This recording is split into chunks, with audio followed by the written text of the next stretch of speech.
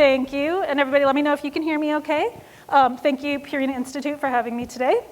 And although the title of my talk is about leveraging pet behavior science, I just want to be clear that there really is no pet behavior without the pet owner's behavior. So it's not going to be necessarily delineating between the two. I will be talking about changing human behavior in order to change the pet's behavior and health. There's lots of reasons that our pets are overweight. I don't think I need to read through this list. We've discussed some of these things, and some of these are human-based. These are things that the owners could change or control, or they need help with. There are some things that might be motivated by the pet, like begging and food stealing. And of course, there's lots of other factors like genetics, spay-neuter status, etc. I think that most of my clients would love if I could just wave a magic wand and make their pet's behavior change. We know that's not the case. But there are some techniques that I do tend to use with people who are having weight management issues with their own pets. Maybe they've worked with their veterinarian. The veterinarian says, your cat needs to lose weight. They come to me. I give them some guidance. And I'm going to go over 5 basic tools that I give to people in different combinations. Not every tool is going to work for every pet or every pet owner, but we'll go through these. And I'm going to basically tell my talk through a case study, which is me. This is one of my cats, Coriander. She is a pandemic kitty. I adopted her in June of 2020. And I also adopted her 2 sisters who are also tortoiseshell, so I have 3 tortoiseshell cats, so that's how you know I'm a cat behaviorist. The cats I had before these 3 were the skinny old cat you heard about earlier. They had IBD. They both died of large cell lymphoma. And in my mind, being skinny was associated with being unhealthy. And even though I've worked with pets for 20 years, it was a harsh dose of reality when I took my cats for their 1-year checkup in 2021, and my veterinarian said, all 3 of them need to lose weight. I know what a healthy animal looks like. I've worked with the body condition score. How did my own cats become overweight, and why was I not aware of the problem? And I probably should have known something was up when I drew this picture of Coriander a few months before I took her to her 1-year checkup. But even though I drew this picture and I thought it was funny, I didn't see the problem in front of my own eyes. So, what's one thing we can do? Well, as I told you, I'm familiar with the body condition score, but how many of your clients do you think spend a lot of time looking at this thing or know how to palpate an animal's ribs with any sort of reliability, or see this beyond their yearly visit for a checkup? This is on the wall of most vet clinics. They look at it while they're waiting for their veterinarian to come in, and that's about the extent of their relationship with the body condition scoring system. We need to make this something that people understand, that people can take these drawings and actually translate that to a real animal in front of them, not these little teeny tiny figures. If they're lucky, maybe they would encounter this online or on a pet food bag, but that's not what is happening. So we need to help people understand what a healthy pet looks like, because we know that people think that overweight pets are cute. They don't recognize the problem. We could help them recognize the problem through other types of education. I found these images online, and they were on Facebook. I couldn't find the actual original website, although I did credit the artist that was given credit on the post. But what I love about these images is that they show people what their pets should look like. If you didn't see this overlay, you might think these dogs look fine. But when you see the outline of what they could look like as a healthy dog, it's kind of shocking. It's striking. And if people had a picture of their pet as they should look, maybe that would drive home the importance of allowing them to be a healthy weight. So that's education. I'm also a data nerd. So I'm all about data. And I know we just talked about like weighing cats weekly for a study, weighing dogs bi-monthly. How many people actually know how to weigh their pet at home effectively? So we need to explain to them how they can actually make this not a terrible experience and whether or not they're taking their dog into the veterinary clinic to be weighed. So if they have a large dog, they're probably not going to be able to buy a scale at home, right? So they're not going to have that ability. But if they have a small dog or a cat, they definitely can get a baby scale. They definitely can weigh their pet at home regularly. So how can we make this easy? Well, first of all, we need to make sure that the surface of the scale is acceptable to the pet to step on. If it's a floor scale, it needs padding, maybe a yoga mat. If it's a baby scale, we need some non-skid materials. We need something soft and comfortable. And then we can use behavioral techniques called luring and shaping to get the animal to go on the scale of their own volition. Now, when I was in grad school, I trained wild, free-ranging fox squirrels to step on a scale, so I felt pretty confident that I could train cats to do it too. And how I did it was luring. We took food, we just moved it in the direction we wanted the animal to go in, and they followed.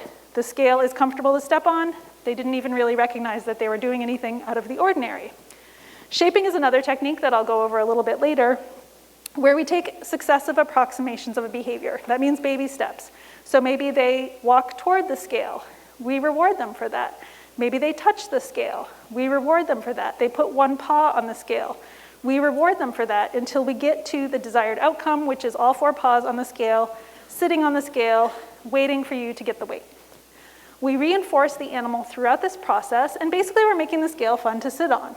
What I don't recommend people do, pick up the pet and hold them down on the scale. Most people go to the most coercive way that they think is going to get the job done, not thinking about the long-term outcome, which is that the next time they try to pick up that animal and place them on the scale and hold them there, that cat is going to run away as fast as possible.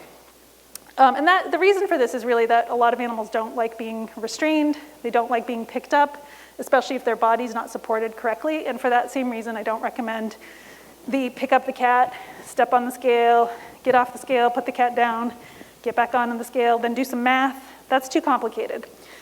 Instead, let's train our cats to go on the scale all by themselves. And here's just a short video. I start with some non-skid strips, some fleece on a baby scale. I'm going to use some lickable treats to get my cats to go where they want. I keep reinforcing while they're on it, reinforce for sitting. All 3 of my cats are trained to do this weekly for weighing. And my previous cat, we even used the baby scale as a bed. We just put it in a sunspot and she would lay in it all day. So there's no reason for this to be aversive in any way. This should be very easy. It should be fun. My cats kind of compete for who's going to get on the scale first. Because I had collected weight data on my cats every week since I adopted them, I was able to work with Dr. Alex German. I'm sure all of you are familiar with his work. I had posted on Twitter that I had weight data on my cats for like 2 years, and he's like, oh, I want to do growth charts for you. So I was like, great. And so I told him that one of my cats was particularly having some challenges with overweight. And after he plotted Coriander's growth, we could see that she did experience rapid early growth, more than normal. She had lots of parasites when I adopted her. She'd been living outside, so once she was on a healthy diet and dewormed, she really took off. And in fact, she went past multiple centiles and past the 99.6 centile, which Dr. German informed me was pretty uncommon and did put her at risk for obesity. And you can see the point where my veterinarian said, yeah, we got to do something. And at that point, you can see her weight just plateaued. We were just trying to kind of prevent her from gaining more weight, but it was challenging to actually get that to become weight loss. So other types of data we need owners to weigh their food. Can we make this fun for them? We know that using scoops is not a good way to put an animal on a restricted amount of food because they're not accurate. So I always recommend just a standard food scale, which can weigh grams. I have not tried this scoop that has a built-in scale, but I'm kind of intrigued because it looks kind of neat and fun, but that's another way to, okay, we've got a positive reinforcement. So yeah, let's give people tools so that they can do this correctly. I am also a huge fan of technology. So this isn't for every client, and it's also not for every meal, but there are plenty of times where automatic feeders, microchip activated feeders, or pet flaps can be used to control which pets in the house have access to food. And this is very much depends, again, on the situation, the number of pets in the home, the client, but There are lots of cases where I'll recommend these products. Some of them will weigh the food for you. I use the SureFeed. It gives me data on an app. I can tell you how much food my cats ate today. So it tells you when your pet ate, how many grams of food they ate. So when you put the food in, it tells you the amount. So you say how much you want to feed every day. You can calculate that based on the number of meals you feed. What I like about some of these devices, if they're microchip activated, is that only the pet with the correct microchip can access the food. So that allows them to choose the frequency that they eat at. So this is really good if you have one pet in the house who's a grazer. You've got other pets who will eat everything in front of their face as soon as possible. I like to let pets choose their feeding frequency to the extent that is reasonable. So, for example, I measure out my cat's daily portions at the start of the day. When the food's gone, it's gone, so I distribute that through several meals, but I also can let them kind of choose if they eat all of their breakfast, they can, but if they want to come back, they can. What I also love about the microchip-activated feeders, they prevent theft. So if you work with clients who have multiple pets, I pretty much guarantee that they are either hovering over their pets at some point, they're putting one pet's bowl of food on top of the fridge, in another room, they're closing doors between animals, and it's often really stressful for them. Sometimes they're engaging in like inappropriate punishment of their pets. The pets are just doing what cats and dogs do, right? They want whatever the other animal's eating. They want to make sure they're not being left out. But we don't need to punish them because they're behaving that way. What we need to do is manage this, and we can manage it in a way that also takes the pressure off the humans. Which gets me to my last point. Not only does this take some of the pressure off, like supervising pets while they're eating, but it's also when you've got an animal begging for food, you've got a cat who's waking up the owner at 3 in the morning for food, you've got the cat who's waking up the owner at 6 in the morning, again for food. I can't tell you how many people get up in the middle of the night and feed their cats. Maybe some of you do. You don't have to, and if your pet really needs a meal in the middle of the night, which there's other ways to address that behavior as well, but if they do need a small meal in the middle of the night, nothing that an automatic feeder can't do for you. Your cat will start staring at that thing 5 minutes before mealtime instead of staring at you. So, this is a SureFeed microchip activated feeder in action, just so you can kind of see how it works. That's my cat, Professor Scribbles. When she puts her head under the little indicator there, it'll read her microchip and slide open. Most cats are okay with this. It's not for every pet, so there's other ones on the market as well. When she's done eating what she wants, she leaves. There's a little lag period. And there it goes, closing. So yeah, some cats are bothered by the movement, but most cats take to this really quickly, and again, it weighs the food, gives you full data on your phone if you like collecting data like me. It usually works. Occasionally you get the bully who tries to break into it. The company actually has a bully prevention setting, so you can work with them and they will help you stop other cats from breaking into it, but it doesn't stop them sometimes from trying. So, okay. One thing we don't talk about a lot is meal frequency. People love once or twice a day for their cats and dogs. That works really well for humans. Does it work for our pets? Are we actually setting them up to get hangry, like the title of my talk? And I think it really depends on the pet. Obviously, a lot depends on the pet. We know that not every pet who has free access to food becomes obese. I'm sure that not every dog or cat who has to eat once a day is unhappy. But when we think about their natural feeding lifestyle, before we interfered, what would be more natural to them? So for dogs, it's actually pretty hard to find really a lot of research on this. Most pet-related websites say twice a day is fine. I did find some stuff online that suggested dogs should be fed every 8 to 12 hours, which suggests 2 to 3 times a day might be better. We know there's some possible risks of like bloat if you don't feed them frequently enough, but it seems like the evidence is a little mixed on that. And last week, after I'd submitted my slides, I was looking at a paper from Mugford from the 1970s, where he actually posited that dogs' eating style is a little more like cats in that because they're scavengers, they may actually be more of a grazer than they've been credited for. So maybe we should really be rethinking the meal frequency for dogs as well. For cats, I think a lot of us recognize as a hunter of small prey, it's natural for them to eat 8 to 10 mice a day if they're hunting, right? And so we also know that their stomach's very small. So to feed them twice a day is asking a lot of their digestive system, and it's asking them to change their behaviors quite a bit. When you look at a lot of research where cats are allowed to free feed and regulate their own feeding, regardless of obesity status, we see 8 to 15 meals a day is the norm for them. They may eat just a few bites of food and then take a break. iCatCare came up with the 5-a-day Felix plan to promote more frequent feeding of cats to the general public. It is a hard sell for people unless you work from home. I mean, who can feed their cats at 8 to 15 times a day? Not going to happen. But 5 times a day is kind of like a good middle ground. And they did some really nice promotional materials around using food puzzles and encouraging people to increase the meals that cats are fed. And the reason I suggest this for cats or dogs who get really worked up around food is that we can kind of lower those peaks and valleys in their hunger and also use those smaller meals in other ways to possibly provide enrichment, such as with food puzzles that might also take up kind of more of their day, provide mental stimulation. What we also know about feeding, this was touched on earlier, owners like to give treats. And in fact, when surveyed about changes they were willing to make in their pets' feeding behavior, this was the thing that they really didn't want to change, was not giving their pets treats. Treats equals love. So how can we make treats acceptable without impacting our pet's weight?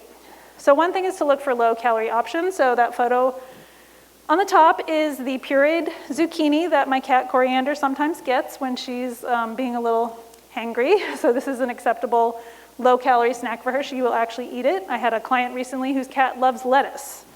So don't necessarily discount vegetables for cats. Just check with the veterinarian first. Since you're all veterinarians, you can check with yourself. With dogs, we know that vegetables are much more acceptable to them for treats, so there's lots of options, and dogs are also much more likely to eat a carrot stick than a cat might be. However, if you have a client who really wants to give their cats treats, or they're doing training, they want to train their dog, and you don't want them necessarily loading up on the treats, why not try a different brand of pet food or a different flavor of the same brand they already eat? The novelty itself for a pet who's a healthy eater and loves food is probably going to be enough for them to they're not going to be like, this isn't a dog bone. They're going to be like, ooh, this is new. So don't rule out just using pet food as a treat. I'm also a big fan of using the high satiety diets to be treats. I know some of them offer treat options, but just the high satiety diet might be a good option. I love lickables, so the meat tubes, because you can literally just give them a dab. You can do the same thing with treats by breaking them into pieces. You don't have to give a big treat. Your dog is not going to know you only gave them a quarter of the dog bone biscuit. They will be happy they got a treat. But we do have to include the treats in the daily caloric allotment, so make sure that your clients understand that that is part of the pet's daily food intake, not in addition. And also what proportion of their daily calories are allowed to be treats. I think the convention is less than 10%. Last thing on feeding is that I like to use food puzzles and slow feeders to slow down eating behavior. I believe this gives them, our cats and dogs, the chance to actually feel full before they've eaten everything in front of them. If you have a pet who is, as I call them, vacuums, it's like they eat everything. I mean, I think we've all been there where you're really hungry and you eat a ton of food really fast and then you feel really regretful that you did that. What I know is Coriander eats all of her dry food from puzzles. She often leaves food behind and goes back to it later, whereas if I fed her that food in a bowl from previous experience, I can tell you she would eat every single bit. I also like to use food puzzles because we can use them to prevent behavior problems by filling up the pet's calendar. So if you think of your pet's day like a Google Calendar, instead of I'm going to spend 11 to 11:30 meowing for attention, or I'm going to spend 11:30 to 12 barking out the window, that time is now reserved for using the food puzzle and extracting treats or food. It also provides mental stimulation. This is just giving our pets problem-solving opportunities to reduce boredom, reduce stress, The main caveat with food puzzles and slow feeders is just that there's not any research that provides any suggestive evidence that they increase activity. So we're not going to get a deep calorie burn from this kind of feeding style. It really is, to me, the positive effects are really from slowing down their feeding and providing mental stimulation. Other caveats. Cats are not contra freeloaders. In case you don't know what a contra freeloader is, contra freeloading is the tendency of captive animals to prefer to work for food than get food for free. So this is a phenomenon that has been observed in several captive species, from wolves to bears to pigeons to rats to humans. Basically, if given the choice to offer an operant behavior, so pressing a lever or interacting with a device, versus just having food freely available, most species like to press the lever. They like to do work. In 1971, there was a very small study of 6 cats that suggested, cats broke the mold. They don't want to work for their food. They did not want to press a lever. They wanted the food for free. So last year I published a paper with Dr. Melissa Bain, and we compared cats' behavior with a food puzzle and a tray of food that was the same size and shape. And lo and behold, none of those house cats wanted to work for their food either. So cats are not naturally contra freeloaders. So what that means, like I'm here telling you cats hate food puzzles, but you should use them. And the main thing is, it's not really that they don't use them, but it is that you might have to use them with some forethought about the individual cat's motivation level, how much of their diet should they eat from a food puzzle, how to introduce it properly. And also, there are times where I would rather sit on the couch than go for a jog, but it's probably better for me to jog. So I'm going to also say that sometimes we have to be the parent in the room and do what's right for the cat as long as they're willing to use it. Another study just came out that found when looking at stress measures, alertness measures, and signs of relaxation, there was no positive or negative effect of a food puzzle on dog behavior, so the jury's still out on how it impacts their welfare, aside from, like I said, slowing down their feeding. So more research is needed, but I think as a behavioral management tool, we can use these effectively. Now, one thing that does happen is people are very susceptible to begging by their pets. I mentioned the cats meowing at 3 in the morning. People just want to get back to bed. Who can resist a cute puppy, like sitting by the kitchen table asking for food? But this does lead to reinforcement of the behavior. As soon as you respond, even if you're just giving attention or yelling like, get away from me, go back to bed, get down from here, or even worse, you're giving the pet food, that behavior is getting reinforced, it is going to continue, it is going to persist. So we need to have a plan for begging. People need to understand how to address begging because this is what will get them to give up on the diet very quickly. So what we need to do is make sure they're not rewarding the behavior. That often means ignoring begging, but you have to also prepare them for what's called an extinction burst. So an extinction burst is when a behavior has been reinforced in the past. If it is no longer reinforced, the animal increases the behavior instead of stopping. Perfect human example of this is if you put $1 in a soda machine and your soda does not come out, nobody just walks away from the soda machine. They push the buttons on the machine, they start shaking the machine, they kick the machine, they put their hands in the machine. That is an extinction burst. Your cat or dog will do this when you start ignoring them for begging. Maybe they'll try some new behaviors. So you have to really get through that extinction burst. And one way we can get through it is by planning for it, increasing meal frequency, slowing down their feeding, providing them with alternative activities at the times they tend to beg. So that might mean a food puzzle. Maybe we prevent the response. Maybe people put the dog in another room with some baby gates or X-pens and some toys while they're prepping food or eating dinner. We can also train behaviors that are incompatible with begging. So one example would be training your pet to sit quietly before the food hits the ground. When they want the food to hit the ground, they're going to start sitting quietly because they know that is what predicts food arrives. We can, so DRO, that's differential reinforcement of other behaviors.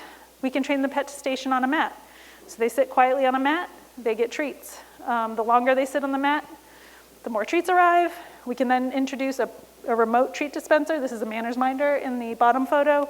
There's lots of other options on the market, but these are ways to basically reinforce a behavior where you don't have to be in your pet's immediate vicinity And then the pet is focused on the remote trainer. They're sitting nicely on the mat while you're eating dinner. Here is a video of me training Coriander to sit on a mat, just so you can see this can be done. This was the first time we tried this with her. So at the beginning, you can see in here that I'm going to reinforce any approach of the mat. So this is shaping. She walks toward it, she touches it, and then as time goes on, I'm going to wait for her to stand on the mat, etc. This was about a 20-minute session that I edited down to about 30 seconds. Oh, do we have sound?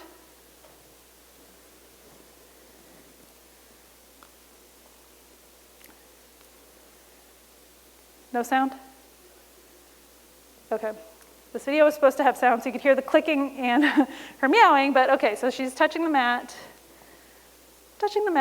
There's a click sound. She already knew sit, so I'm not just introducing a completely new behavior to her, but we had never done sit on the mat. She very nicely offered laying down on the mat for me.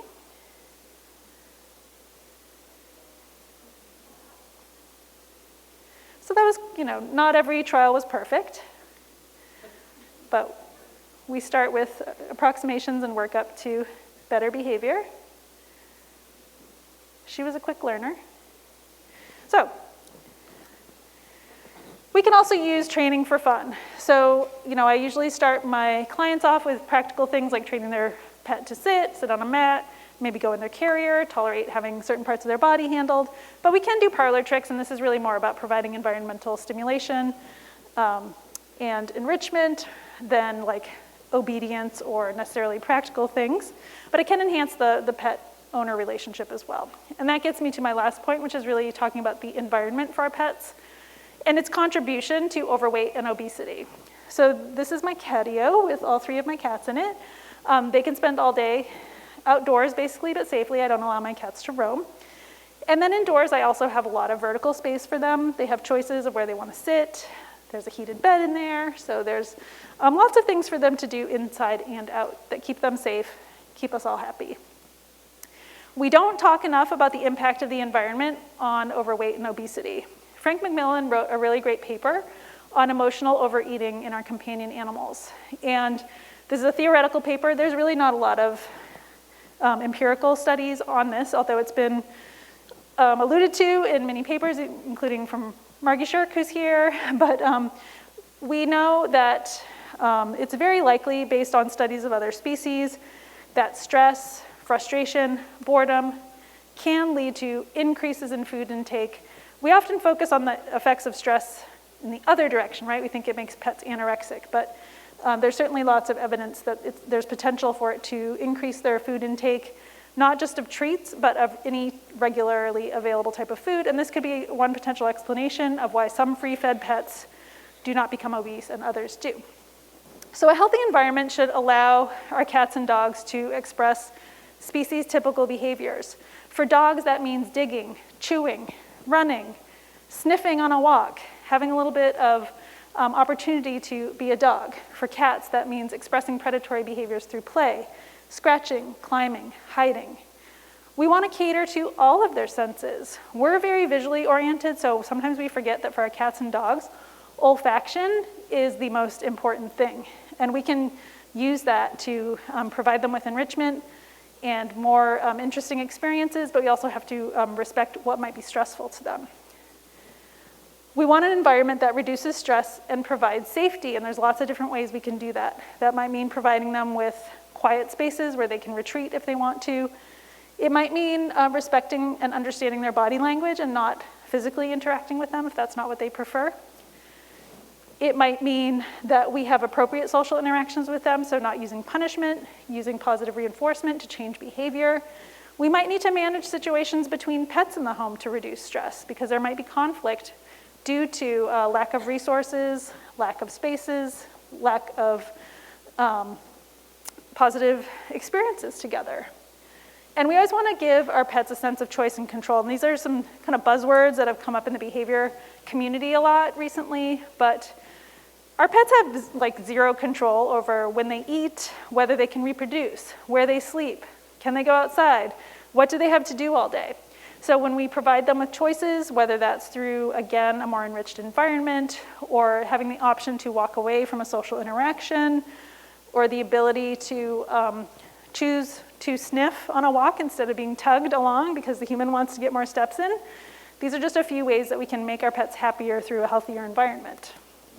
So, just wanted to circle back to Coriander. So I have employed a lot of these strategies for her. And we had a very long period of plateau, but on her 2-year vet checkup, she had lost 1 pound, so I was pretty proud of myself and proud of her.